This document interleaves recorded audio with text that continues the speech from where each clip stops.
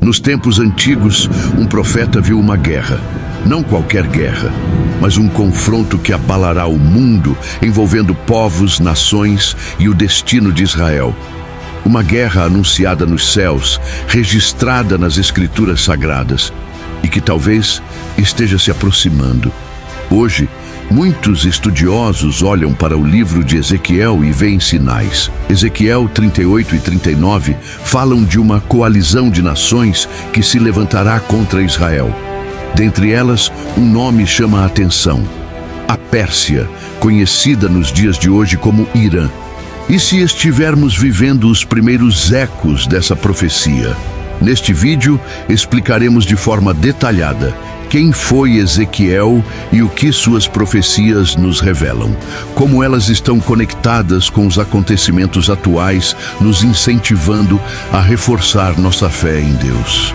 Vou lhes apresentar as conexões das profecias de Ezequiel e também do livro do Apocalipse, as visões de Daniel e as profecias finais de Joel.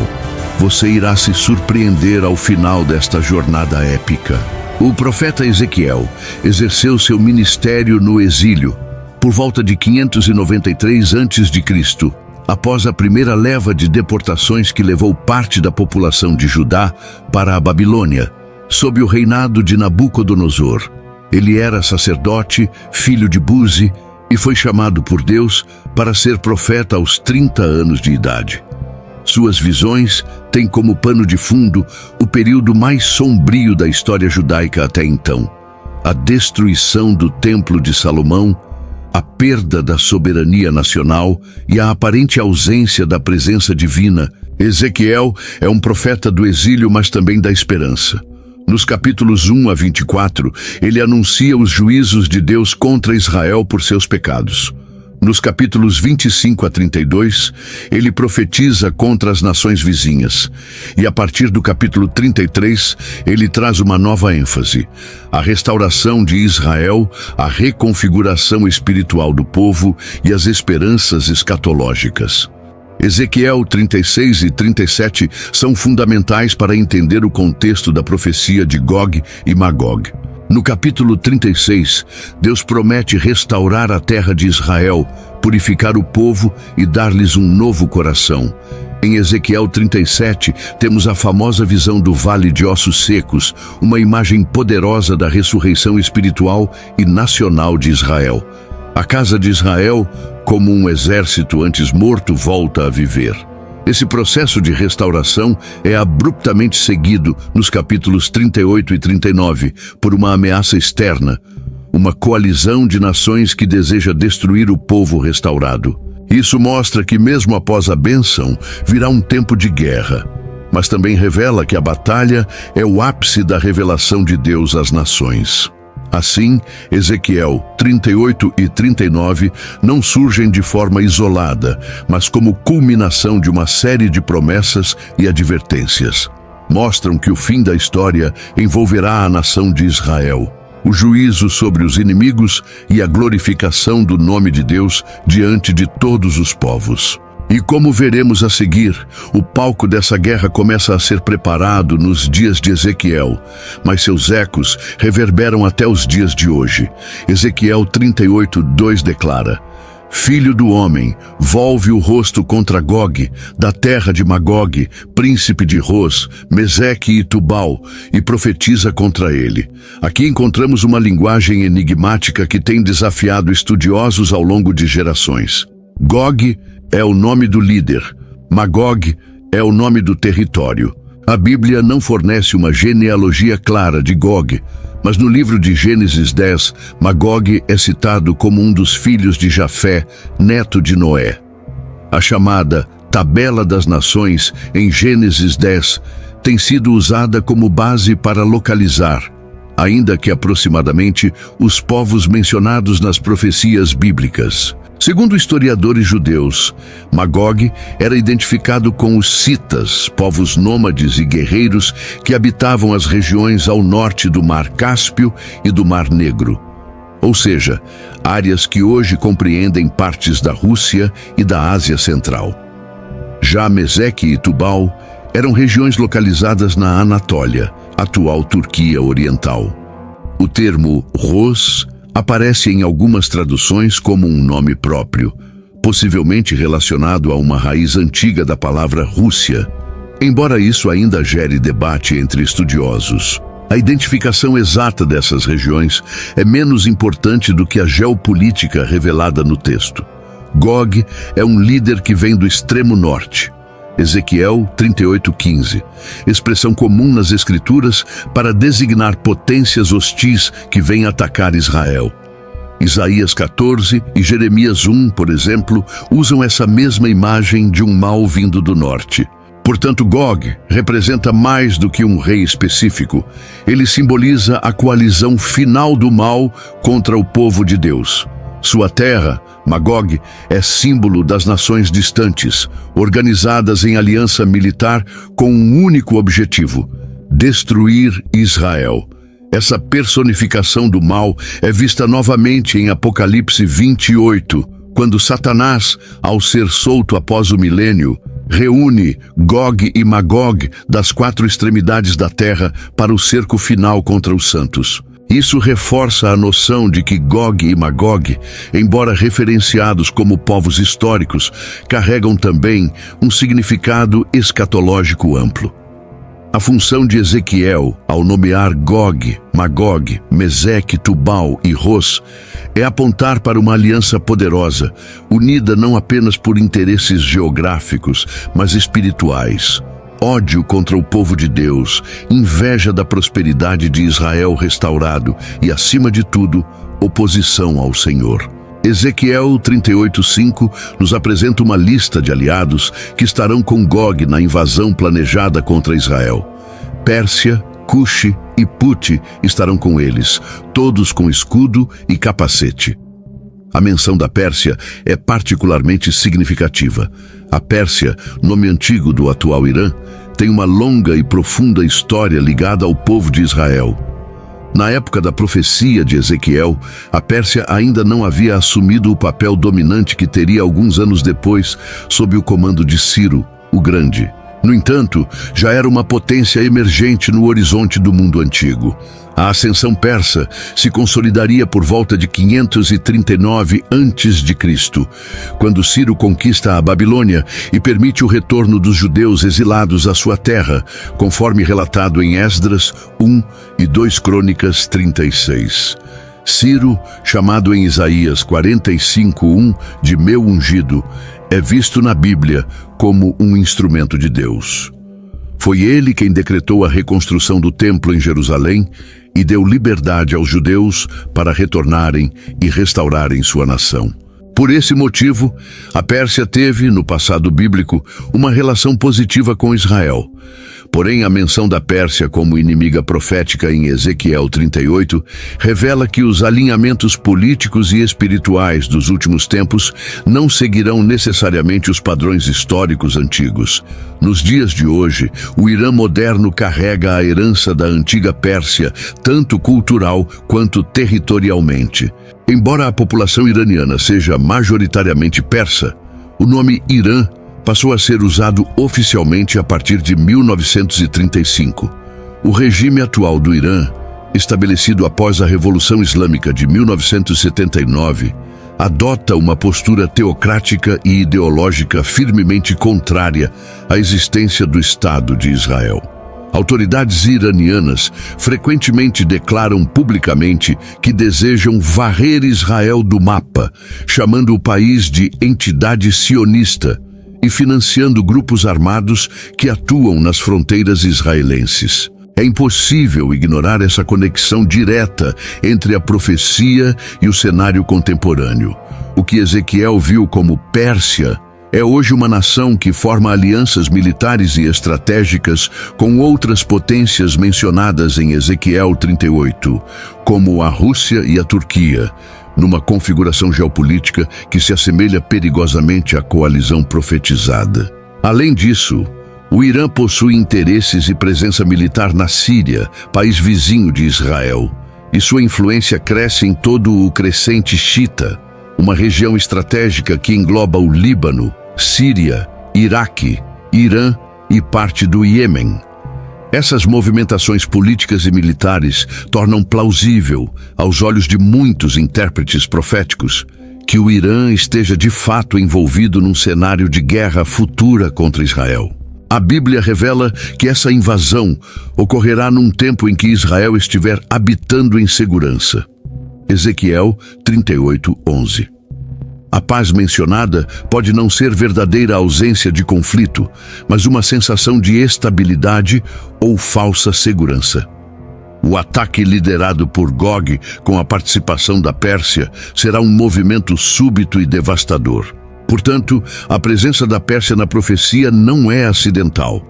Ela é uma peça-chave num cenário que se encaixa com surpreendente precisão nas realidades políticas, militares e espirituais que se desenrolam diante de nossos olhos. A aliança contra Israel que Ezequiel descreve pode parecer distante para alguns, mas para aqueles que observam com discernimento, ela pode estar se formando agora, nas sombras da história. Ezequiel 38:10-12 nos oferece uma descrição do estado de Israel no momento da invasão. Assim diz o Senhor Deus: naquele dia subirão pensamentos ao teu coração e maquinarás um mau desígnio. Dirás: subirei contra a terra das aldeias não muradas. Virei contra os que estão em repouso, que habitam seguros, todos habitando sem muro, e não têm ferrolho nem portas. Essa passagem sugere que Israel estará em um estado de aparente paz e segurança. O profeta descreve um povo confiante, vivendo em terras não fortificadas. Historicamente, isso era incomum, pois cidades e vilarejos sempre mantinham muros para proteção contra ataques. No contexto moderno, essa imagem é interpretada por muitos estudiosos como uma sensação de autossuficiência militar, confiança em acordos de paz ou mesmo uma estabilidade enganosa diante de uma ameaça iminente. Israel, nos dias atuais, é uma potência tecnológica e militar. Conta com sistemas de defesa avançados como o Domo de Ferro e tem alianças estratégicas com potências como os Estados Unidos. No entanto, ainda enfrenta ameaças constantes em suas fronteiras. Como então entender essa segurança? Alguns estudiosos propõem que essa profecia se refere a um período futuro, no qual Israel poderá viver um tempo de trégua aparente, talvez após um acordo regional de paz, como sugerido em passagens como 1 Tessalonicenses 5:3. Quando disserem paz e segurança, então lhes sobrevirá repentina destruição. É justamente nesse cenário que Gog decide atacar. O texto revela que o objetivo não é apenas conquistar, mas saquear, tomar posse de riquezas. Para arrebatar despojos e para tomar presa, para tornar a tua mão contra as terras desertas que agora se acham habitadas, e contra o povo que foi congregado dentre as nações, que tem gado e bens, e habita no meio da terra. Ezequiel 38:12. Esse trecho é de extrema importância. Ele mostra que Israel será visto como uma nação próspera, com recursos valiosos. A expressão povo congregado dentre as nações deixa claro que se trata da nação israelita restaurada, reunida de todo o mundo, como testemunhamos acontecer a partir da fundação do Estado de Israel em 1948.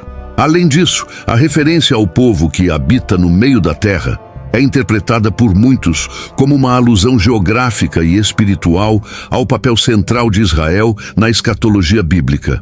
De fato, o próprio livro de Ezequiel em 5:5 diz: assim diz o Senhor Deus, esta é Jerusalém, pus esta no meio das nações e terras estão ao redor dela.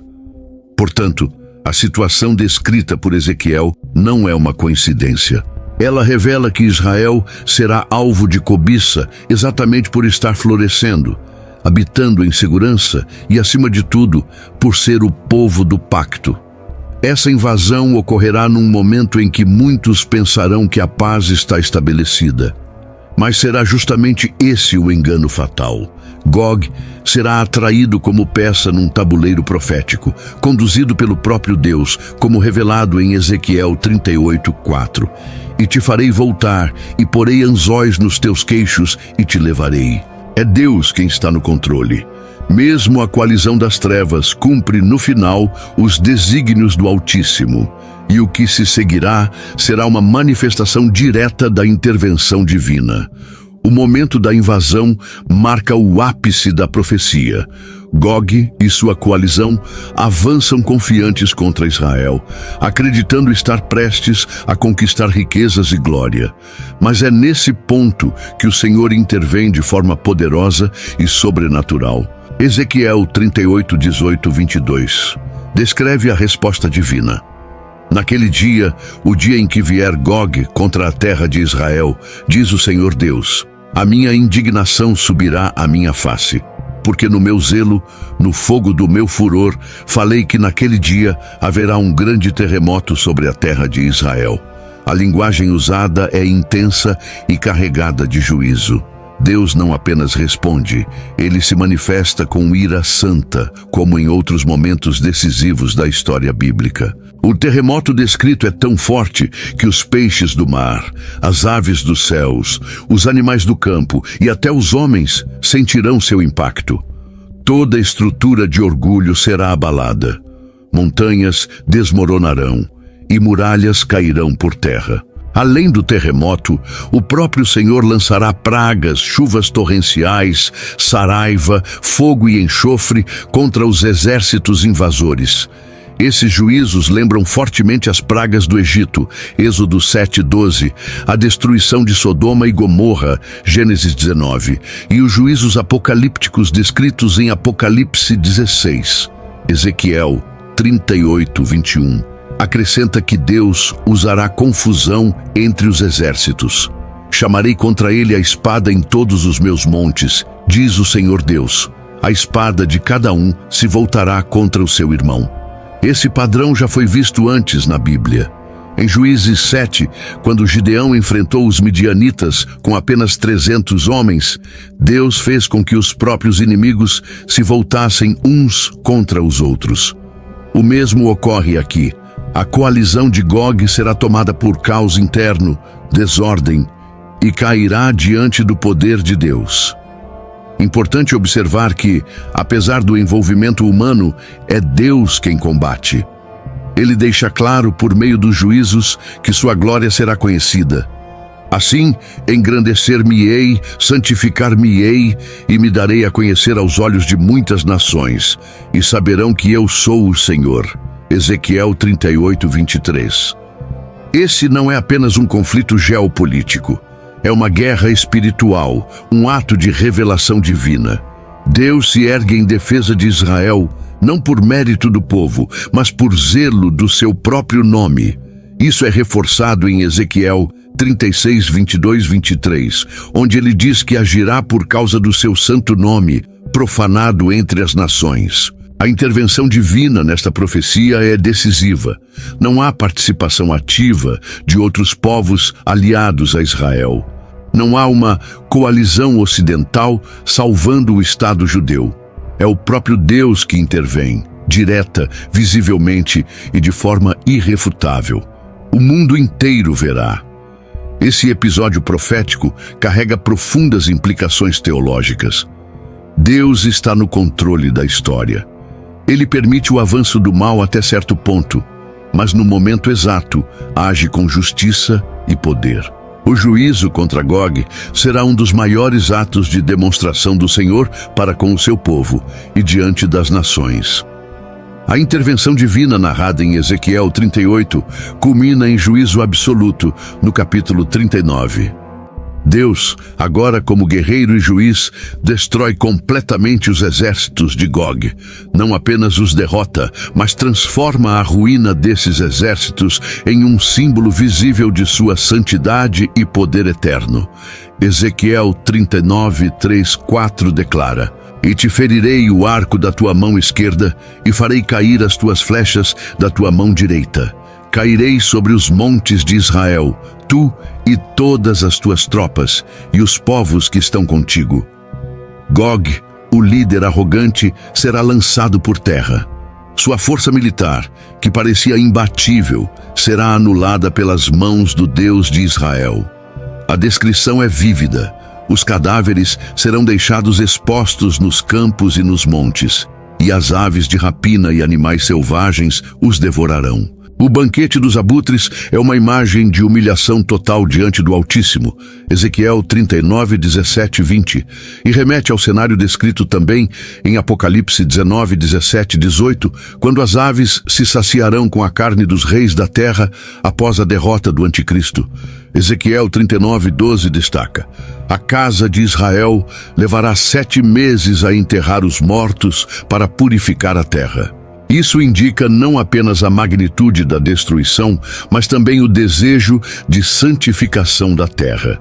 O número 7, símbolo de plenitude na Bíblia, sugere um juízo completo e um processo de restauração espiritual. Outro detalhe impressionante aparece no versículo 9. Os habitantes das cidades de Israel sairão e usarão como combustível as armas, escudos, arcos, flechas, lanças, e as queimarão por 7 anos. Esse versículo tem sido interpretado tanto de forma literal quanto simbólica. Alguns estudiosos veem aqui a descrição de uma grande quantidade de armamentos que será inutilizada após o juízo. Outros sugerem que o número 7 também simboliza um tempo completo de purificação, em que Israel viverá sem necessidade de recorrer aos recursos bélicos do inimigo, pois será sustentado pela justiça de Deus. Além do juízo físico e geopolítico, há também um efeito espiritual. Ezequiel 39, 7 afirma: farei conhecido o meu santo nome no meio do meu povo Israel, e nunca mais deixarei que o meu santo nome seja profanado, e as nações saberão que eu sou o Senhor, o Santo em Israel. Esse versículo revela o coração de toda a profecia. Deus está agindo para revelar seu nome. O juízo sobre Gog e Magog é, acima de tudo, uma manifestação da glória de Deus entre os povos. Ele quer que Israel o conheça como o Santo e que todas as nações reconheçam sua soberania. Assim, o que parecia ser uma catástrofe para Israel se transforma em um ponto de virada espiritual. Deus se mostra como defensor do seu povo, restaurador da terra e juiz das nações. E tudo isso é feito com um propósito eterno: que todos saibam que Ele é o Senhor. Ao lermos Ezequiel 38 e 39, é impossível não notar ecos dessa profecia ressoando nas páginas do livro do Apocalipse. Escrito séculos depois, o Apocalipse de João traz à tona, em seu capítulo 20, uma cena que retoma os mesmos nomes, mas com um contexto ampliado e escatológico. E acabando-se os 1000 anos, Satanás será solto da sua prisão e sairá a enganar as nações que estão sobre os 4 cantos da terra, Gog e Magog, cujo número é como a areia do mar, para as ajuntar em batalha. Apocalipse 20, 7 e 8. Aqui, Gog e Magog reaparecem não mais como uma coalizão regional, mas como representação universal das forças do mal, reunidas por Satanás após o milênio, para um confronto final contra os santos e a cidade amada. Essa batalha escatológica não tem precedentes em escala. É a última rebelião da humanidade contra Deus antes do juízo final. Mas o que liga os dois textos? Há diferentes formas de interpretação, mas a conexão mais aceita é que Ezequiel 38 e 39 apresenta um modelo profético, um tipo que será plenamente cumprido em Apocalipse 20. Ou seja, Gog e Magog em Ezequiel representam uma invasão real e histórica no fim dos tempos. E essa invasão torna-se paradigma da última guerra que ocorrerá após o reinado milenar de Cristo. Ambas as passagens têm os mesmos elementos fundamentais: uma coalizão vasta, numerosa e determinada a destruir o povo de Deus. Uma terra segura e restaurada sendo ameaçada. Israel em Ezequiel, a cidade amada em Apocalipse. A intervenção direta e destruidora de Deus. A revelação do juízo divino e a vindicação dos justos. Além disso, a linguagem apocalíptica usada por João se apoia em conceitos estabelecidos por Ezequiel. A multidão de exércitos, o fogo vindo do céu, Apocalipse 29, a queda súbita dos inimigos sem ação humana e a supremacia final do Senhor sobre todas as nações. É interessante notar que, em Apocalipse, Gog e Magog não são nomes étnicos ou geográficos, mas símbolos escatológicos universais. Já não se trata apenas de inimigos do norte atacando Israel, mas de todas as nações rebeldes sendo reunidas pelo engano de Satanás para o confronto final contra o reino de Deus. Isso amplia a profecia de Ezequiel, mostrando que sua mensagem vai além do plano geopolítico. Ela antecipa o conflito espiritual derradeiro entre o bem e o mal. Outra conexão importante é com Apocalipse 19, que narra a derrota do anticristo e do falso profeta. A linguagem do banquete das aves, em Ezequiel 39, 17 e 20, reaparece quase literalmente em Apocalipse 19, 17 e 18. Vinde, ajuntai-vos para a grande ceia de Deus, para que comais carne de reis, carne de comandantes, carne de poderosos. Essa repetição deliberada indica que os juízos de Deus seguem um padrão profético. Sempre que ele se manifesta contra os exércitos do mal, ele deixa um sinal visível de sua justiça e poder. Outros profetas também fizeram profecias semelhantes e que nos chamam a atenção nos dias de hoje. Entre as conexões mais fascinantes e relevantes está Daniel, capítulo 10. Este capítulo não apenas prepara o leitor para as visões escatológicas dos capítulos 11 e 12, como também nos concede uma rara visão do mundo espiritual, revelando que os acontecimentos na Terra estão intrinsecamente ligados a batalhas travadas no céu. Daniel está em jejum e oração há 3 semanas inteiras. Seu coração está aflito por revelações anteriores, especialmente sobre o destino de Israel. Ele busca entendimento com humildade e persistência. Ao final desse período, um ser celestial, descrito com esplendor e glória, aparece para entregar a resposta. Muitos acreditam que se trata de um anjo mensageiro, e alguns estudiosos sugerem até uma teofania, que significa uma manifestação do próprio Cristo, o anjo do Senhor. O ser celestial então revela algo extraordinário. Mas o príncipe do reino da Pérsia me resistiu por 21 dias, e eis que Miguel, um dos primeiros príncipes, veio para ajudar-me. Daniel 10 e 13.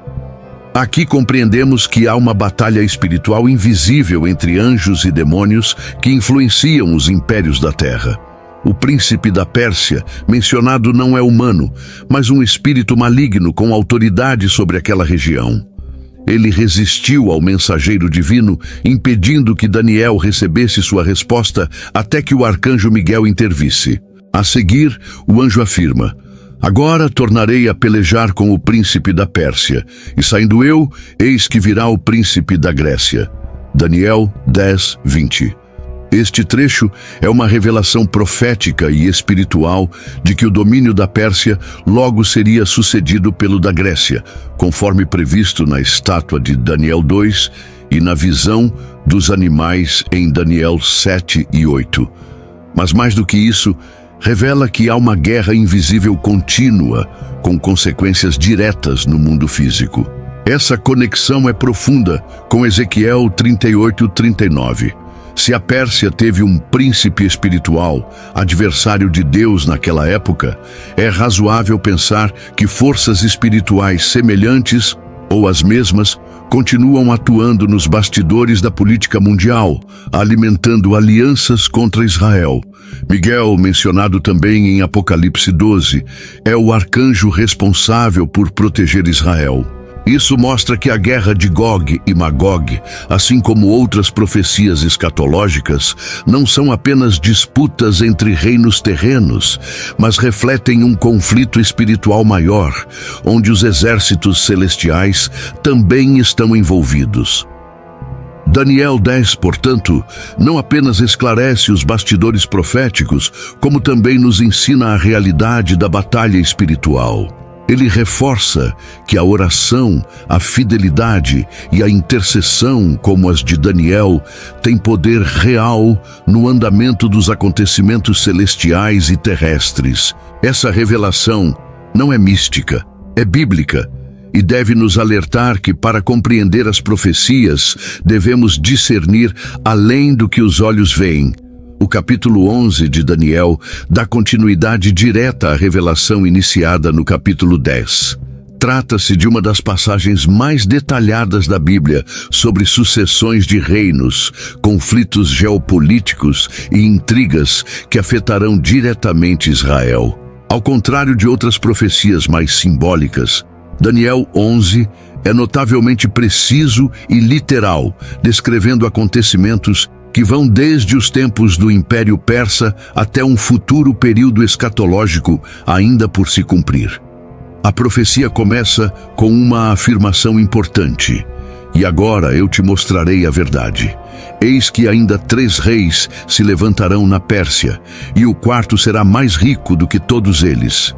Daniel 11, 2. Esses reis fazem parte da linha sucessória do Império Persa após Ciro. O quarto rei, interpretado por muitos como Xerxes I, Assuero, do livro de Ester, acumulou riquezas e tentou invadir a Grécia. Sua agressividade levou ao surgimento de um novo império, o grego, liderado por Alexandre o Grande. Um rei valente se levantará, que reinará com grande domínio e fará o que quiser. Daniel 11, 3. Esse rei é Alexandre. No entanto, sua ascensão é breve, e após sua morte precoce, seu império é dividido, mas estando ainda em pé, o seu reino será quebrado e repartido para os 4 ventos do céu. Daniel 11, 4. Aqui vemos os 4 generais de Alexandre: Cassandro, Lisímaco, Seleuco e Ptolomeu, que dividiram o Império Grego. 2 desses reinos se destacam no capítulo: o Reino do Sul, Egito, Ptolomeus, e o Reino do Norte, Síria, Seleucidas. A maior parte do capítulo detalha a rivalidade entre esses 2 blocos, cujos exércitos frequentemente atravessavam a terra de Israel. Essa repetida passagem de tropas sobre o território israelita revela o papel geográfico e profético central da nação judaica na história das nações. Por fim, o texto faz uma transição para uma figura futura e escatológica que muitos associam ao anticristo. E se levantará um rei feroz de rosto, se exaltará contra todo Deus e falará coisas incríveis contra o Deus dos deuses. Daniel 11, 36, 39. Esse personagem é descrito como um líder arrogante, sem respeito pelas tradições religiosas nem pelo verdadeiro Deus. Ele promoverá guerras, firmará alianças estratégicas e perseguirá os santos, aspectos que convergem com descrições do homem do pecado em 2 Tessalonicenses 2 e da besta em Apocalipse 13. Essa conexão com Ezequiel 38, 39 é importante, pois também nesses capítulos vemos uma figura, Gog, que lidera uma coalizão de guerra contra Israel nos tempos do fim.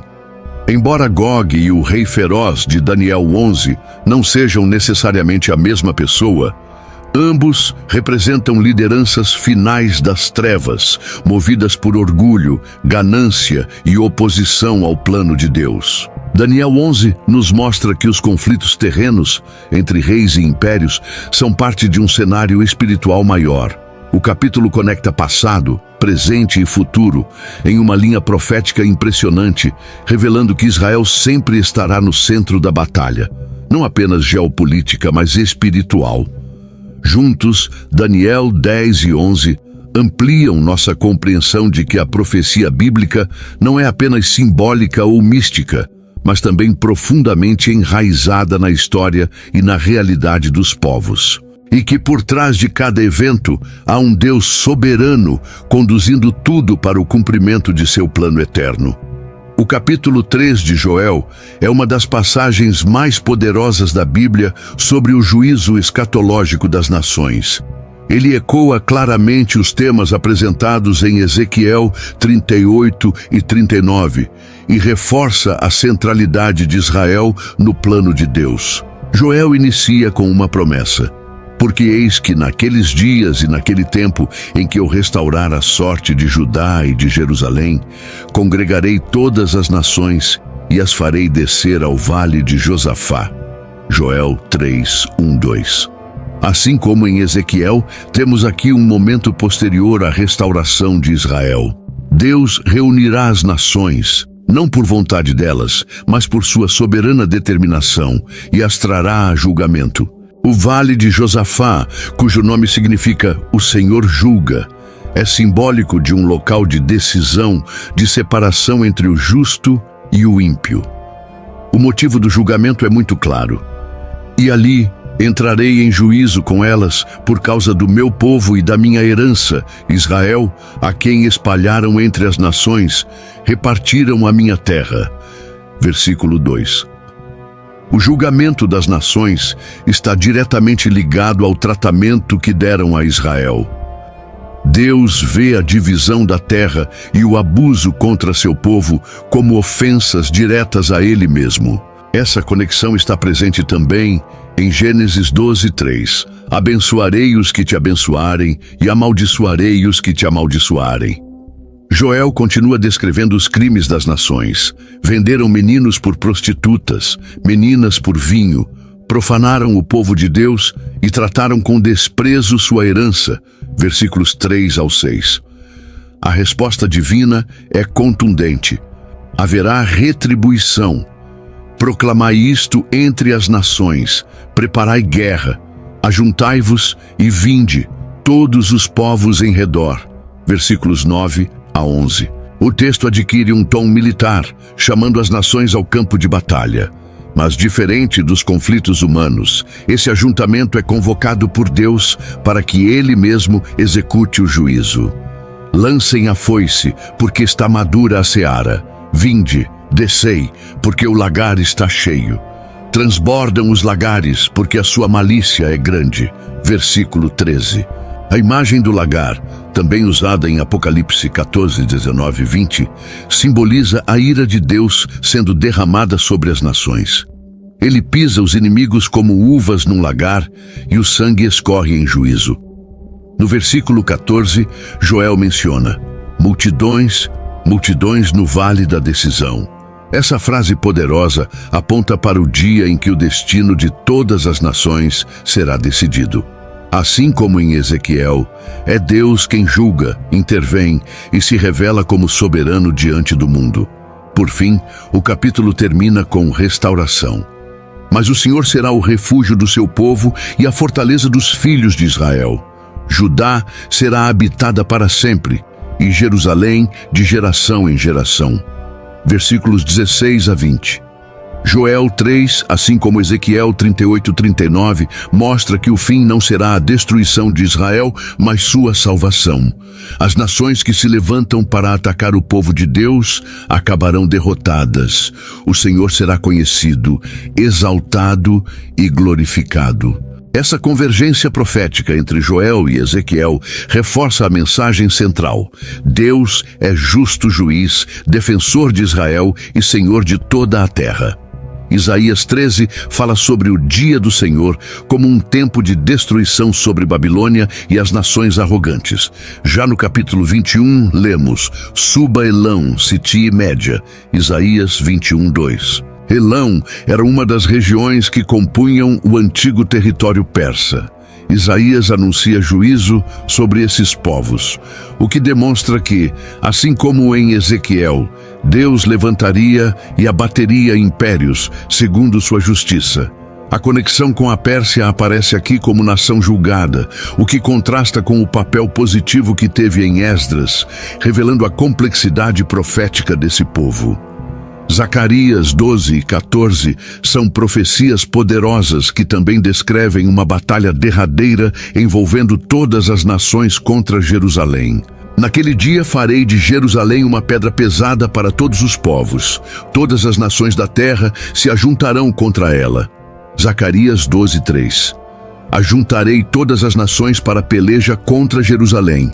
Então sairá o Senhor e pelejará contra essas nações. Zacarias 14:2-3. Assim como em Ezequiel 38:39, o Senhor mesmo desce para lutar por Israel, e os inimigos são derrotados de forma sobrenatural. Ambos os textos profetizam um tempo em que o mundo inteiro se voltará contra Jerusalém, mas será Deus quem triunfará.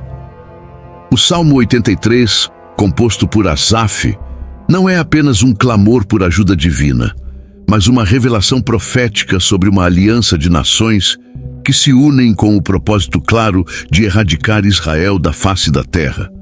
O salmista registra: disseram, vinde e desarraiguemo-los, para que não sejam nação, e não haja mais memória do nome de Israel. Salmo 83:4. Essa declaração é ecoada em diversas partes da história de Israel e encontra paralelos diretos com a coalizão de Ezequiel 38. O Salmo lista os povos que compõem essa aliança: os edomitas, ismaelitas, moabitas, agarenos, gebalitas, amonitas, amalequitas, filisteus e até os assírios. Todos se unem de comum acordo, versículo 5, contra o povo de Deus. Este salmo é especialmente relevante por sua composição geopolítica. A maioria dos povos citados habitava regiões que hoje correspondem a partes do Líbano, Síria, Jordânia, Gaza, Egito e possivelmente o atual Irã, por meio das antigas associações com os povos do Oriente. Asaf roga a Deus que intervenha como fez nos dias de Gideão, quando derrotou os midianitas, ou como fez com Sísera e Jabim. Ele apela por uma ação poderosa e sobrenatural de Deus, que desfaça os planos das nações e revele sua supremacia. Enche-lhes o rosto de vergonha para que busquem o teu nome, Senhor. Versículo 16. Em seu clímax, o Salmo expressa o desejo de que todas essas nações reconheçam, para que saibam que tu, a quem só pertence o nome de Senhor, és o Altíssimo sobre toda a terra. Versículo 18. Salmo 83 não apenas relata uma conspiração do passado, mas antecipa a mentalidade e o espírito das alianças que nos tempos finais buscarão aniquilar Israel, como descrito em Ezequiel 38 e 39. É uma oração pela justiça divina diante do ódio implacável contra o povo escolhido. Assim, esse salmo reforça a realidade de que a hostilidade contra Israel não é apenas política ou histórica, é espiritual. E ao final, Deus será conhecido por todos como o Altíssimo, aquele que defende o seu povo e cumpre cada palavra de suas promessas. Para compreender plenamente o papel profético da Pérsia em Ezequiel 38, é fundamental voltarmos no tempo e lembrarmos como essa nação foi usada por Deus num dos momentos mais importantes da história de Israel: o retorno do exílio babilônico. Nos livros de 2 Crônicas 36, 22, 23 e Esdras 1, 4, lemos que o rei Ciro da Pérsia foi comissionado pelo próprio Deus para libertar os judeus cativos na Babilônia e permitir a reconstrução do templo em Jerusalém. Assim diz Ciro, rei da Pérsia: o Senhor, Deus dos céus, me deu todos os reinos da terra e me encarregou de edificar-lhe uma casa em Jerusalém. Esdras 1:2. Este é um dos momentos mais surpreendentes das Escrituras. Um rei pagão, reconhecido pelo Senhor como meu pastor e meu ungido, Isaías 44, 28 e 45, 1, se torna instrumento da restauração de Israel. Essa decisão política de Ciro não é apenas pragmática. Ela cumpre com exatidão a profecia feita por Isaías cerca de 150 anos antes de seu nascimento. Sob o domínio persa, os judeus experimentaram não apenas liberdade para retornar à sua terra, mas também apoio oficial e recursos para reconstruir o templo. O Império Persa aparece assim como um instrumento de redenção e reconstrução, o oposto do papel destrutivo descrito em Ezequiel 38. Essa ambivalência da Pérsia, como nação usada por Deus no passado e potencial inimiga no fim dos tempos, é teologicamente significativa. Revela que Deus é soberano sobre todas as nações. Ele usa reis, impérios e eventos geopolíticos para cumprir seus desígnios, tanto no juízo quanto na misericórdia. O contraste é intencional e poderoso. A mesma terra que um dia enviou Ciro com uma proclamação de libertação, aparece em Ezequiel entre os aliados de Gog. A Pérsia, que ajudou Israel a reconstruir o templo, nos últimos tempos se une aos inimigos que tentam destruí-lo. O cenário de Ezequiel 38, 39, portanto, representa não apenas uma ameaça militar, mas uma inversão profética do papel que a Pérsia desempenhou anteriormente. Esses textos reforçam a compreensão de que a profecia bíblica não está presa a estereótipos simplistas. Uma nação pode ser usada por Deus hoje e se opor a ele amanhã. O critério não é a geografia ou a etnia, mas a disposição dos corações diante da vontade do Senhor. Em Esdras e Crônicas, vemos o braço restaurador de Deus.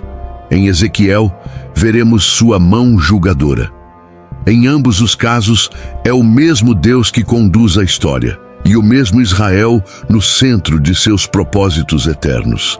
Essas conexões nos revelam que Ezequiel 38, 39 não são profecias isoladas. Elas fazem parte de um tecido profético complexo que se entrelaça com a história de Israel, o papel da Pérsia, Irã, a rebelião das nações e o juízo final de Deus. O cenário descrito por Ezequiel ganha cor, profundidade e coerência quando visto à luz de todo o conselho das Escrituras. Diante de tudo o que exploramos, não podemos ignorar o chamado espiritual e profético que essa mensagem carrega. Ezequiel 38 e 39 não são apenas descrições vívidas de uma batalha futura. São um convite à vigilância, ao arrependimento e à confiança absoluta na soberania de Deus. O que Ezequiel viu, uma coalizão de nações, liderada por um espírito de arrogância e ódio contra o povo de Deus, é algo que já começamos a perceber no cenário mundial. O crescente isolamento de Israel, as alianças incomuns entre nações que antes eram rivais, o avanço de ideologias contrárias à existência do povo judeu e o fortalecimento de forças espirituais que atuam nos bastidores da política e da guerra, tudo isso são ecos proféticos. Mas mais importante do que identificar datas ou nomes exatos é reconhecer que a palavra de Deus está se cumprindo. Ele prometeu restaurar Israel, prometeu julgar as nações e prometeu revelar seu nome como o Santo entre os povos. Tudo isso está em andamento diante dos nossos olhos. E qual deve ser a nossa postura?